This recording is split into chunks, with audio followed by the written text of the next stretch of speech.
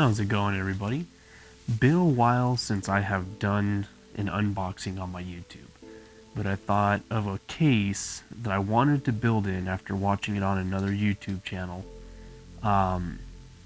to build it. So I was looking to see if maybe I could find someone who did a full deep dive unboxing on this case, and I couldn't really find one, but that's what I'm going to do for you today. I'm going to unbox this tank case. Now I did pick this up on Amazon for $380, I believe, US shipped. It took about a couple weeks to get in, but here it is. Finally got it, and let's go ahead and get to unboxing it.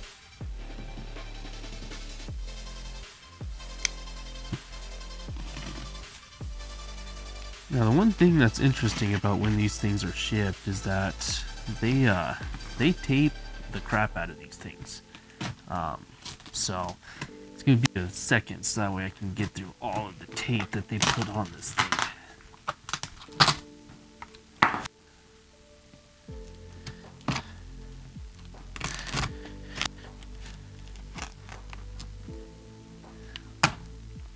Now, some of you have seen this case, like I said, of a YouTuber who did a build on it. A couple of them have actually done it. And I do plan on doing a build in this as well. The main reason I got this was because I just thought it was interesting. Now, I don't plan on putting, high-end equipment in this thing just because, as I'm sure you guys are aware, this thing doesn't have the greatest airflow, but it does have some, and that's why I'm kind of going low spec with it.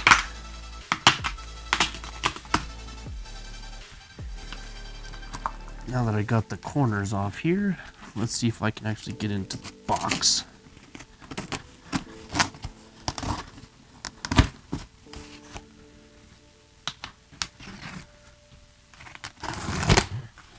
There we go. Perfect. I got my screwdriver here just in case I need to take anything apart, which I'm sure I'm going to. Alright, so first thing you are greeted with is this giant foam pad, and they actually have the turret as one of the main focal points that you see when you open this box. So we'll just set that to the side. Get this foam out. Oh, here we go. Assume that's the accessories there. Alright, a little box of goodies. Alright, so what we got here is basically just a little rundown of how to put this thing together. Looks like they give you additional brackets. And then all of the hardware as well as the PCIe slots for this case.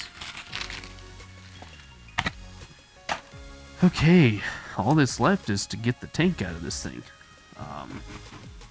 So let's go ahead and do that. Yeah, thing is not light.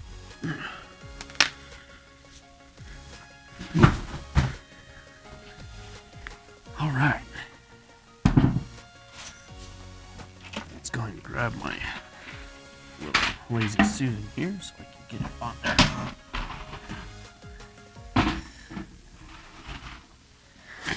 Alrighty.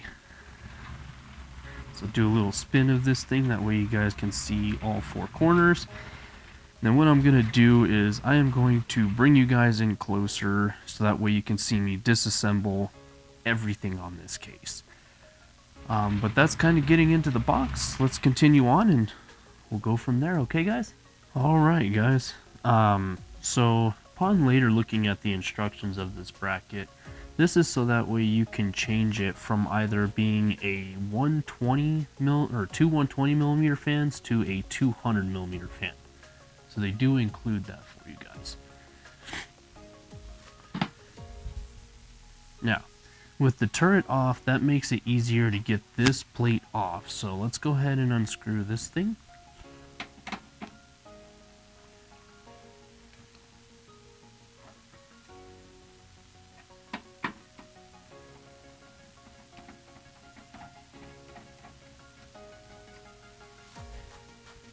Looks like it's just a giant metal plate that sits on this thing.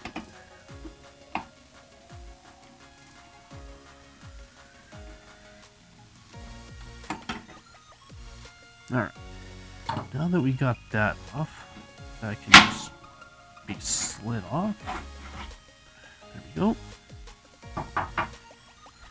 Then, I think there's a bunch of screws everywhere. So the next thing we're going to do is we are going to remove these 4 Allens that hold these, what's it called, the top glass on. That way we can get this glass off.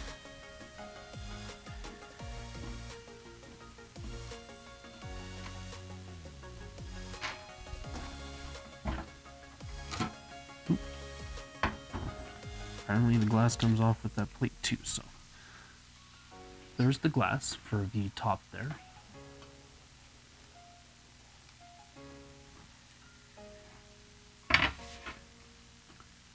Alright. Now with this top plate off, you can see all of the fan holes that are sitting right there. And then this is the other side to that plate there. It doesn't look like there's much airflow in the terms of, I don't know, there's just a plastic film, so this is just a plastic film right here, but still not much airflow going in and out of this little cage. We do have little vents in the back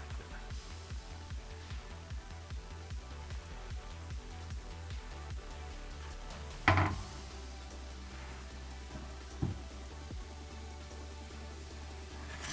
Alright, so here's the look at the case. It does have a little, looks like a temperature monitor that is inside the case for your airflow. But spinning it around, here's what everything looks like as far as the case itself. As you can see, this is a pretty massive case and it can hold quite a bit. You can do SFX or big ATX power supplies. So what we're going to do now is we're going to continue on getting everything off of this case. So we're going to start with these little top plates here. Now, like I said, I found this case very interesting.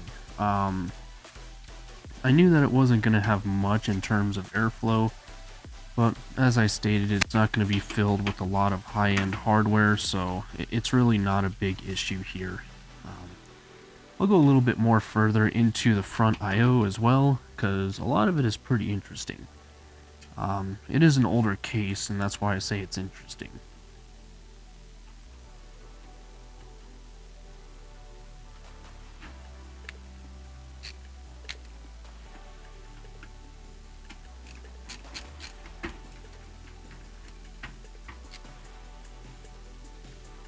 Looks like this top plates can come off. Almost got this plate off right here. That way we can get that front glass off.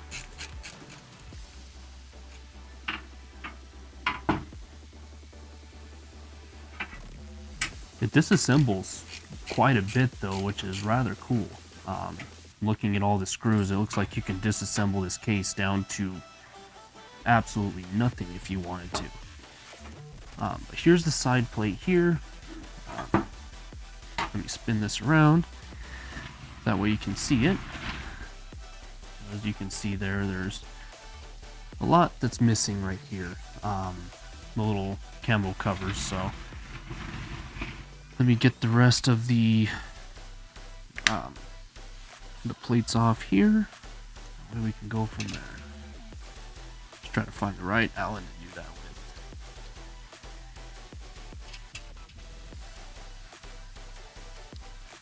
Alright, well, let me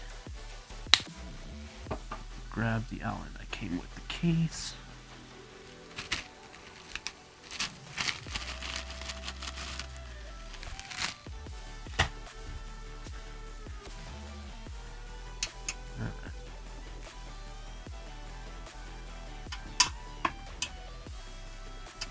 Now, in terms of front I/O here, we do have a power button, reset button, your headphone and audio jacks. And then you also have two USB 1.0 and one USB 2.0. Like I said, this is an older case, so I'm not exactly sure when this case came out, but I know it wasn't recently. It has been out for quite a while.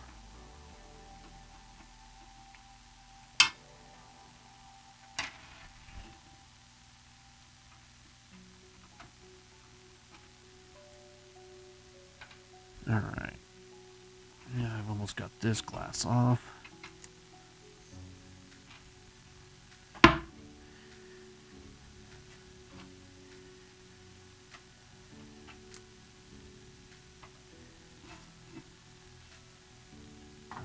So there's that glass.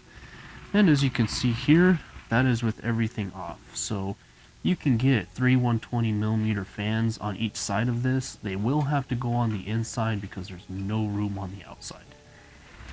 Also on the front of the case, as you can see here, there is room for additional fans in the front to be brought in as intakes. You know, when I build mine, the fans that go in the top and on the sides, they're going to be all for decoration. Mainly because there is no reason to have them sitting there. Like I said, this thing is not the greatest in terms of airflow, but it does have some. That's why I'm going to put good fans in the front here. Let's get the rest of this off.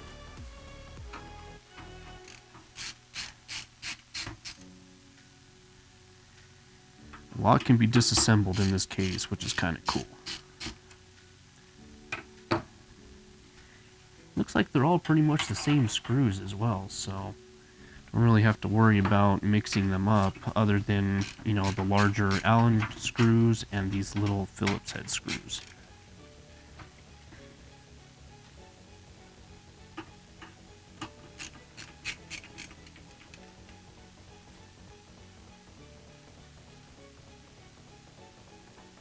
A lot of screws hold this thing together though, but like I said, it's kind of cool that the whole thing can pretty much come apart.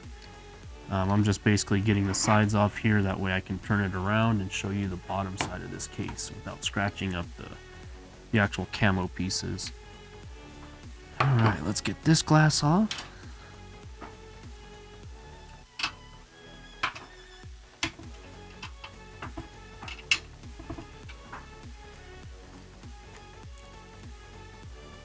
Let me know down in the comments what you think about this case as well. I know most of you have seen Linus's build in this when he did a live stream on it. Gamers Nexus also did a live stream on this case. And I believe I saw Toasty Bros did a build inside of this case as well. The biggest thing about it is that you are going to need 13 fans for this case. Now, personally, I'm not going to use RGB fans in the front. I'm just going to use standard black ones, just because I think the aesthetic will look a lot better not having the RGB in the front here. But you can do whatever you want with this case. That's what's nice about it. And with the support on it, is it does have amazing support. But there it is with all the glass off of it, which does make it significantly lighter. You know, you can go further on the disassembly of this case, but I don't think we need to. Let's just flip it around. That way you can see the bottom side. Alright, so on the bottom side here, it does have a cable management channel that sits right here. Now this does come off as well. That way when you do everything, you can just mount all of your, you know, you can mount SSDs inside of it, your 3.5 spinny drives, but it's also great for, as I said, cable management, because you can run all of your cables, all of your hubs through this, that way nothing gets touched in here.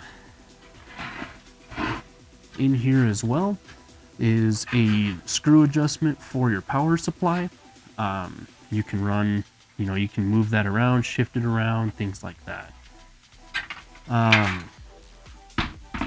So the case, you know, is very large, which, as I said, it can hold EATX platform motherboards. But let me get you back up to me here. That way I can finish out this video for you guys. Alright, now that I got you back up here, it's a little easier to explain things. As I said, the motherboard is an EATX chassis. As far as graphic card lengths, it can support up to 330 millimeters in length. Now, what I have seen is if you do want to run that length of a graphics card, you're more likely going to want to run an SFX power supply. Only because, you know, they may collide together. Could. I'm going to test all of that, you know, later on as I start building in this chassis and start mocking everything up. I do plan on running a 360 millimeter AIO in this thing, and I do plan on mounting it to the front. It doesn't show that you can do that, but I have obviously seen it done. But other than that, that is the case. Now, I was wrong about the USBs. It is still the two USB 1.0s, but the blue one here is a USB 3.0. So I apologize about that, of not getting that one correct. But other than that, that's the tank case. You know, the turret here does go right on the front, and it holds down the metal plate as well. So other than that, if you have any questions about this case, go ahead and leave them down in the comments, and I will answer them to the best of my ability.